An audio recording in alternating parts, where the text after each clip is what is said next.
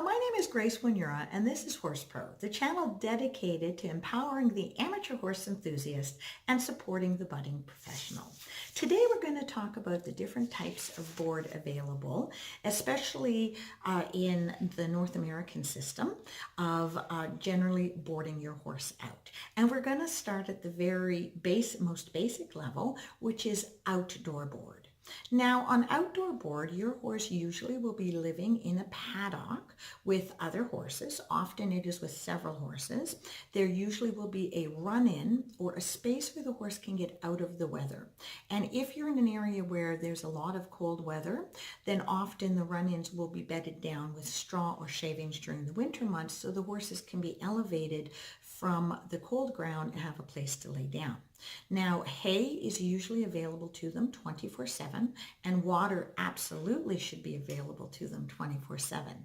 Grain, on the other hand, you need to ask the stable owner if you're choosing to do outdoor board. Some stable owners will absolutely happily grain the horse once or twice a day, but in other circumstances they will not because they feel that the horses may argue or get into fights if one is a gobbler and wants to eat quicker and one does not.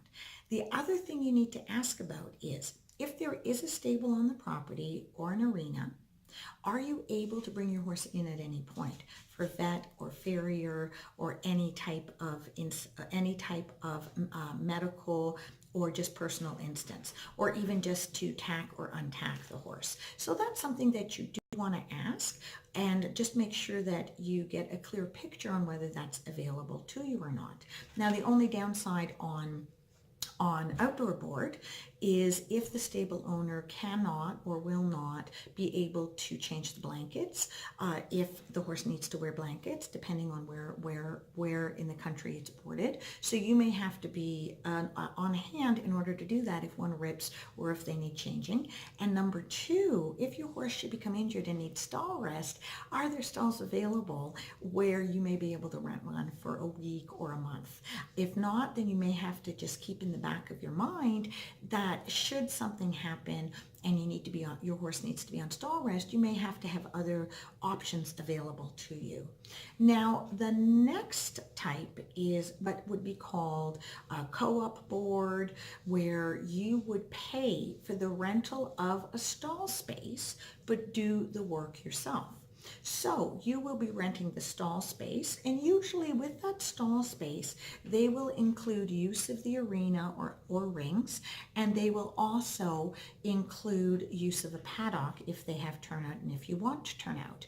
Now, you will need to pay for the hay, the shavings, the grain, do all the labor on your own, turn in, turn out, and be responsible for everything beyond that. So co-op board is you pay for just the basic stall.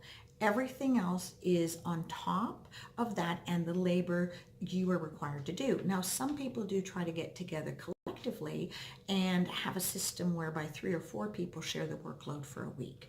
And if that does work, that's great. The only thing you need to remember is you need to have something in place where if you're there in the morning and then you're at work all day, that if the weather turned or something happened, who is going to be there to turn your horses in or wait for the vet? So these are just things that you do want to keep in mind. You need to have a buddy system in place. But it does give you the freedom to usually lower your cost because the labor you're putting in, you're not paying yourself. So a lot of people feel good about that.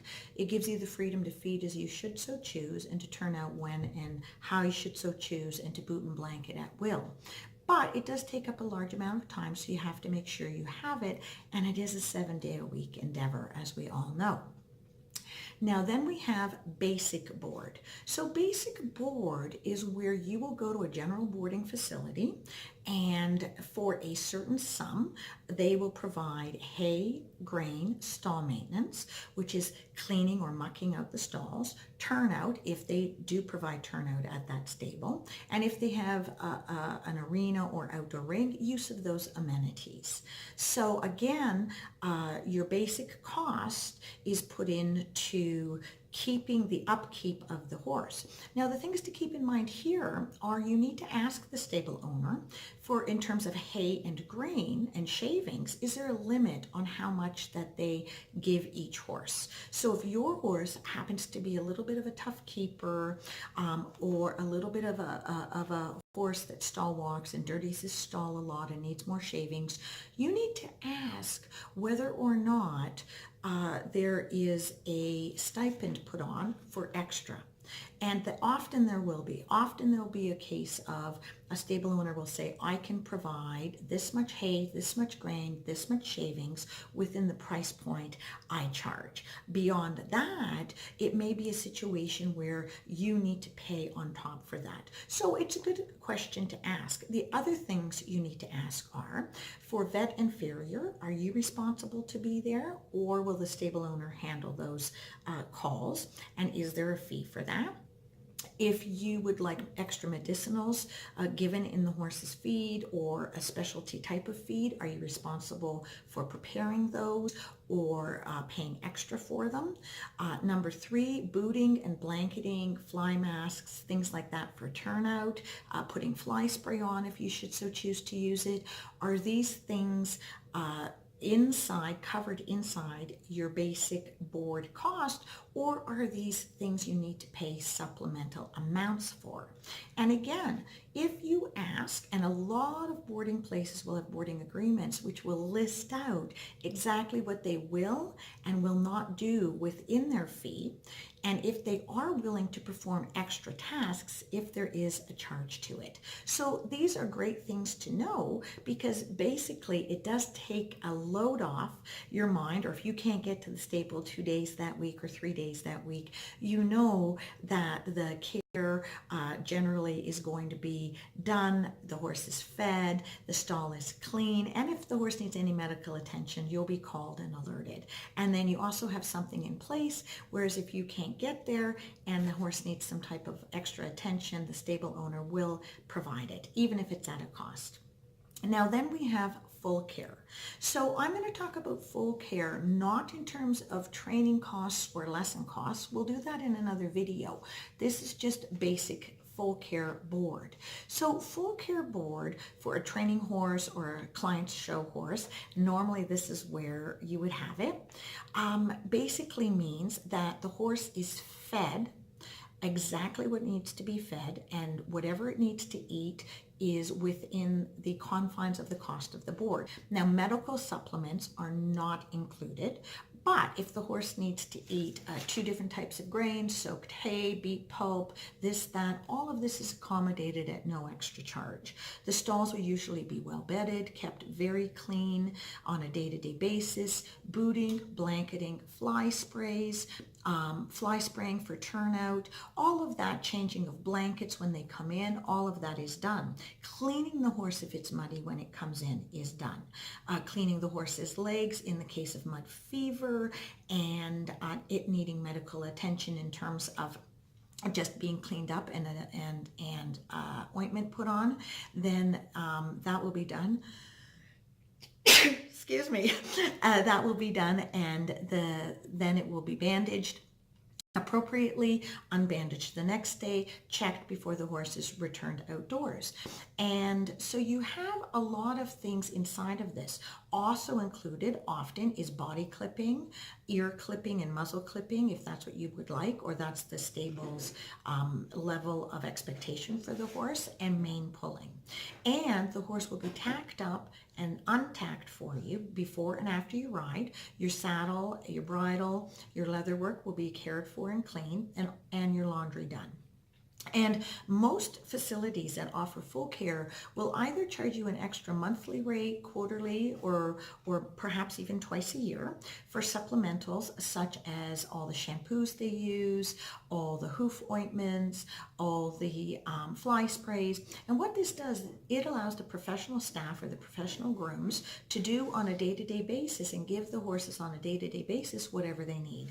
If that horse happens to be a horse who sweats a lot and they worry about the salt being on the skin, it allows them to bath them every day in let's say hot weather, or rinse them off, but then put the appropriate lotions on their hooves or on their skin so that they don't get sun bleached or sunburnt.